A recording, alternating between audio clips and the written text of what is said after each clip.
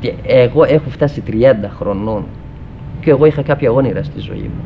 Για κάποια πράγματα ήθελα να παλέψω και να καταφέρω. Έχω φτάσει μέχρι εδώ και το μόνο εμπόδιο ήταν στην πορεία, στην εξέλιξη αυτό που είχα στο μυαλό μου ήταν το ελληνικό σύστημα. Διότι όταν απορρίπτεις έναν άνθρωπο να βιώσει σαν άνθρωπο, να μπορέσει να νοικιάσει ένα σπίτι, να μπορέσει να πηγαίνει στην τράπεζα, αν έχει λεφτά να βγάλει, να μπορέσει να έχει αδιεργασία, και πώς να επιβιώσει ο άνθρωπος. Κοίτα, με τη δική μου θεωρία, εγώ είμαι πρόσφυγας. Πιο πρόσφυγας δεν γίνεται. Έγινε μια συνέντευξη το 2004, όπου εγώ μόλις είχα έρθει, μπορεί να απόθηκαν κάποια πράγματα και αλλιώς διότι υπήρχε φόβος, δεν ξέρω, έχουμε σε μια καινούρια κουλτούρα, σε μια καινούρια χώρα, δεν γνωρίζω τους νόμους, πώς μπορώ εγώ να φέρω επιχειρήματα ώστε να μπορέσω να κάτσω στην Ελλάδα.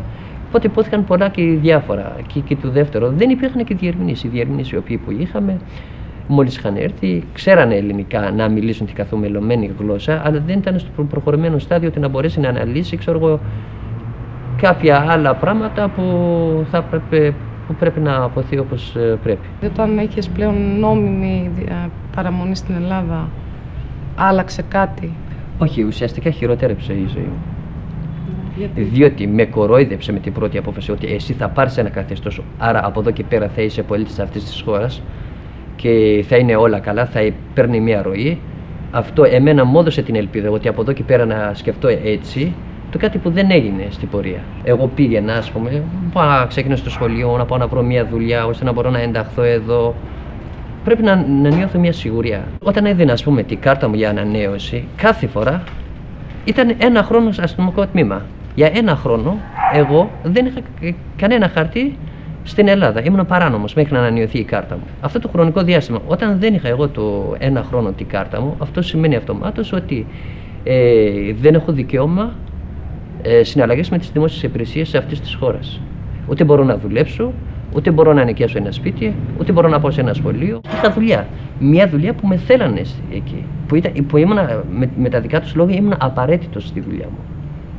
Και μου είχε δώσει και συστατική επιστολή ότι ήμουν απαραίτητος στη δουλειά μου. Τι δουλειά? Διερμηνέας, διαφωτισμικός μεσολαβητής. Και επειδή δεν είχα τα χαρτιά μου, δεν μπορούσε να ανανεωθεί η αδιεργασία μου, οπότε δεν συνεχίστηκε η συμφωνία μας, η σύμβαση που είχα έληξε. Όταν εγώ βρίσκομαι στη θέση και αρχίζω και χτίζω πάνω στην προσωπικότητά μου και πάνω στους στόχους μου να κάνω τα όνειρά μου, να κάνω πράγματα, και έρχεται στη μέση μου κόβει μαχαίρι, εγώ πρέπει να ξαναγυρίσω πίσω, θα χάσω όλο αυτό το χρονικό διάστημα που είχα προσπαθήσει και άλλα τόσα πάλι για να ξανακάνω από την αρχή αυτό που είχα αφήσει στη μέση εκεί που είχα φτάσει. Αυτό είναι εμπόδιο στη ζωή μου. Ναι, ήμουν στο πεδίο του Άρεως από την πρώτη μέρα που ξεκίνησε αυτό μέχρι τελευταία μέρα και μέχρι και σήμερα. Τελείωσε πεδίο του Άρεως, πήγε στον Ελαιώνα, τελείωσε ο Ελαιώνας, ήρθε η πλατεία Βικτόριας, μέχρι χτες που πήγαινε στο Τεκβόντο. Ναι. Και πάλι μας ζητάνε και η ίδια η κυβέρνηση λέει: ρε παιδιά, εμείς χωρίς εσάς δεν μπορούμε να κάνουμε κάτι, ελάτε να μας βοηθήσετε.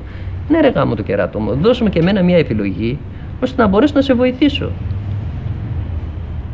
Πώς να σε βοηθήσω? Αφού μου έχεις κόψει τα χέρια και τα πόδια, πώς να σε βοηθήσω? Πραγματικά αυτή τη στιγμή σκέφτομαι ότι το βράδυ που θα κοιμηθώ. Άστο αύριο του μέλλον. Με τους απλούς πολίτες. Τους αγαπώ πάρα πολύ. Είναι πολύ καλοί άνθρωποι. Πραγματικά είναι φιλόξενοι άνθρωποι, παρόλο που έδειξε, ξέρω εγώ, μπορεί να είναι 6-7% της χώρας, ας πούμε, φασίστες, αλλά αυτό δεν σημαίνει όλοι είναι.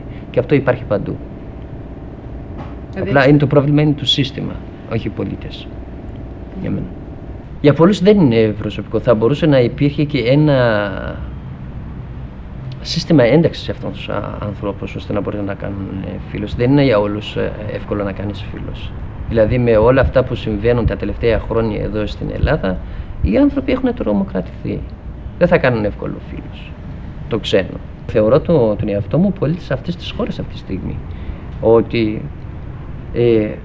κοιτάξτε, ό,τι και να κάνω, η ζωή μου είναι τώρα. Αυτή τη ζωή σπαταλάω εγώ ή το κάνω ή το χαραμίζω ή δεν ξέρω ό,τι κάνω στην Ελλάδα.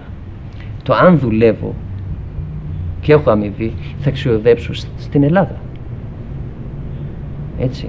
Και αν δεν έχω, πάλι θα υποστεί αυτή η χώρα, αυτή η ελληνική κοινωνία τη συνέπεια όλα αυτά.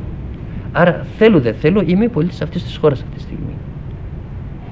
Θέλεις ή δεν θέλεις? Εγώ, κοίταξε, Έλληνας δεν γίνουμε ποτέ.